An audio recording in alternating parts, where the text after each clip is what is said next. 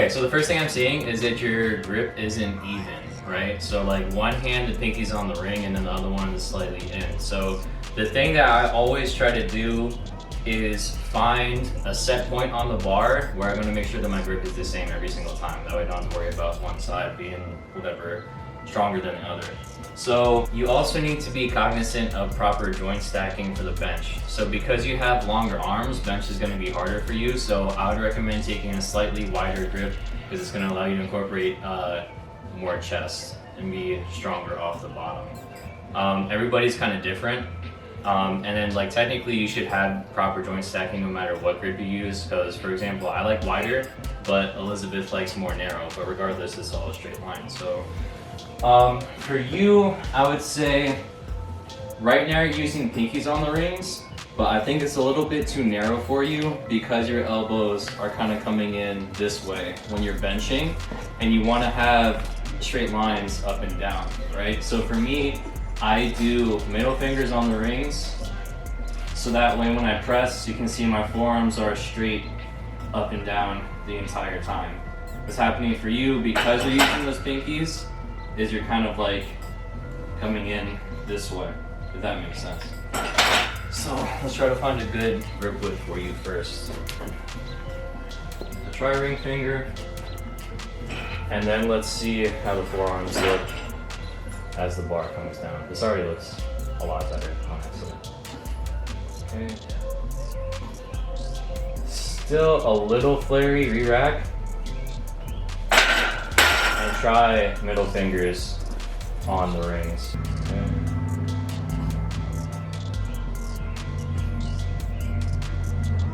Cool, and re-rack again. So now that you've found a grip that allows you to have really good joint stacking, and you have more power that way, then we can actually work on the actual unrack itself. So the other thing that I'm noticing is that you're benching extremely flat, right? So when you're here, yes, you like pack yourself in, but then when you unrack, that makes you overextend yourself. So I don't know if you can see it, like the difference a whole lot, but like if you're packing yourself here, right, as soon as you unrack, you're overextending, then you sink back down, and now you're kind of screwed and you lose power that way. So when after you set your grip, you need to make sure that the bar is rolled all the way down to the J cup, and then line up your eyes with the bar. Okay, so I normally break down the bench press into 5 steps. We just went over hand placement, so that way you know exactly like how, like I said, good joint stacking, make sure your forearms and everything are in a straight line and line with the wrists, that way you're not getting that over tucked. And now the thing that'll help you maintain your tightness is wedging yourself in against the weight. So just like we talked about, after you set your grip, make sure the bar is rolled down all the way to the edge of the J cup. And then you want to apply just enough pressure against the bar so that way it helps you get locked in, but not enough so it's moving. So it's here, right? Wedge, pushing against the bar. And then you need to use your legs to shorten the distance between you and the bar. So if I'm here, there's mad space in between me and the bar, and that's why when you unrack, you're getting that overextension. When you see all the powerlifters like Jamal Browner or what's Hamstring Poppy's name? Sean Noriega? Yeah, you'll see all powerlifters are super hard to pack themselves in and shorten the distance between themselves and the bar, right? So it's roll down, eyes in line, and now look at the distance between my chest and the bar is that much, versus if I'm here, it's like a solid 4 inches.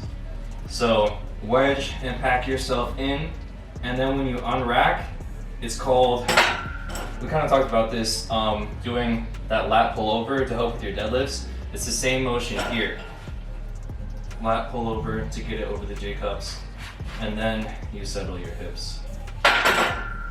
So let's see if we can try to get your sternum up higher when you're wedging yourself into the bar. Remember, you want to make sure the bar is rolled all the way forward because you have all this space, and that's what's going to help you not clip the J cups when you're pressing. So set your grip first, roll the bar all the way down, and now line up your eyes with your bar, or with the bar when you're, yeah, exactly, backing yourself in. Shoulder blades in tight, hips up high. And now it's a little baby unrack. You're doing a lat pull over, yeah. And now bring the bar over, and now settle your hips. Yeah, and now you're a lot tighter. And then push back. Good. Cool, and then re-rack. Nice. Yeah, so like, that's why you see all like the gym bros in there. They're overextending themselves every time that they unrack the bar, and that puts a lot more pressure on your shoulders and like pec inserts. So it's definitely easier to lift off. Yeah, exactly, because you're shortening that distance between that. Huh.